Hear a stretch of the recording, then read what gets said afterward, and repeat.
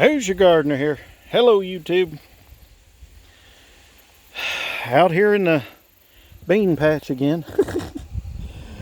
I'm out here picking some fall beans and just wanted to do a video on some fall beans. You see people all the time talk about planting fall beans. You need to put an extra crop in before it gets cold. But you never see anybody harvesting fall beans.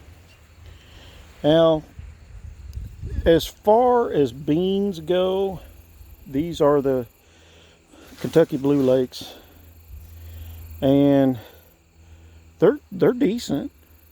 I mean, right there they are. But what I was going to say is, don't be blown away or expecting a crop or a harvest like your spring beans or your summer beans. But a fall crop of beans, you can't go wrong. I've already got a mess of them down here. So, and one tomato. But, you know, things are going to slow down when it gets to be cooler outside.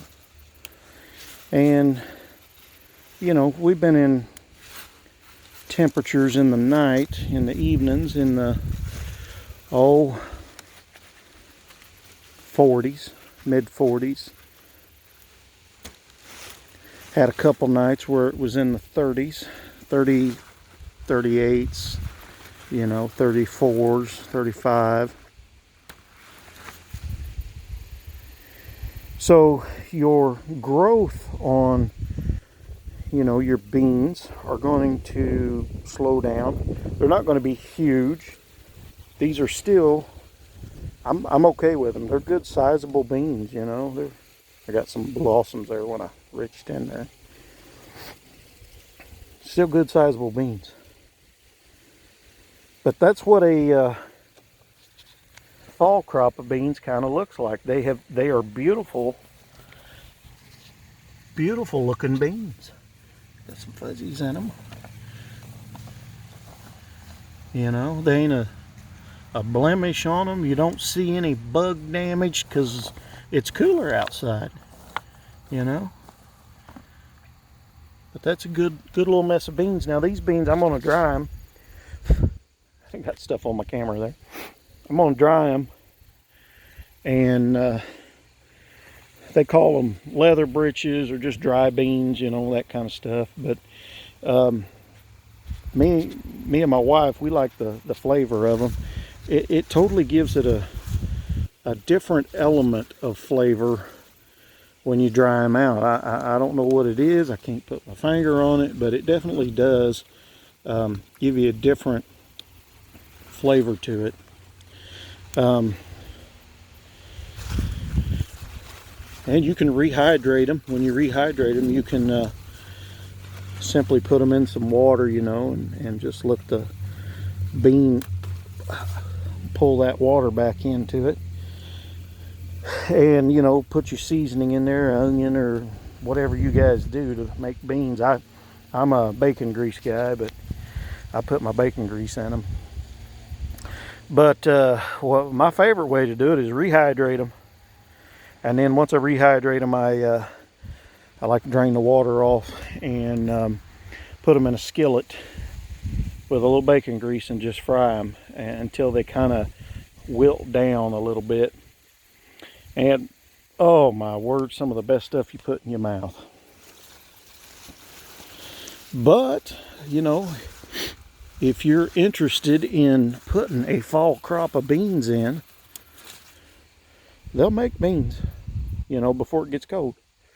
So, real quick, I'm going to spin around here and I'm going to show you the pole beans have really slowed down, obviously. And honestly, last Saturday, I could have come out here and picked everything and canned it and so forth. But what I've done was, I'm a seed saver. I don't, you know, I'll buy a new particular,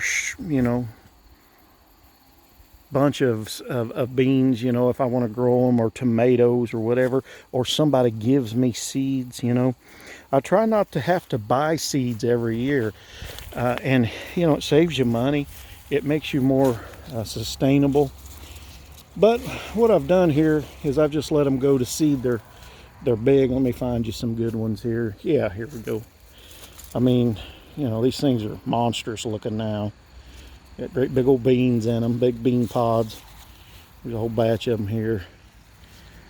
But that's what they look like when the sun hits them all day. They turn purple.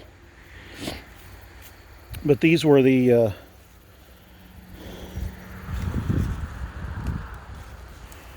man, some of there's tons of them. They're loaded still, but these were the rattlesnake pole beans. I'm just blown away of the production that they gave me this year. I got well over 100 quarts of green beans out of this. I'm going to try and do a video later on and see how many actual plants are in here that produced 100 quarts of green beans. I was kind of, upset that they were string beans, but after I got into them and started, you kind of get used to snapping them. I will say I think they take you longer to snap because you're always trying to get that string out. But I'll grow them again. I really will. That's why I'm saving the seed for them. Now, will I grow them next year? I don't know. I might do Kentucky Wonders. But I will definitely grow these again. They were by far one of the most prolific batch of beans I've ever grown. That's probably not good English. So, all right, just another bean video showing you how you can plant in succession. Remember, I had a row of beans here that I harvested this spring. These guys here are the long hauls. They will produce till the very end. And then, of course, always try to get you a fall crop of beans in before the end of the season. So, who's your gardener here? Lord bless. Have a good day.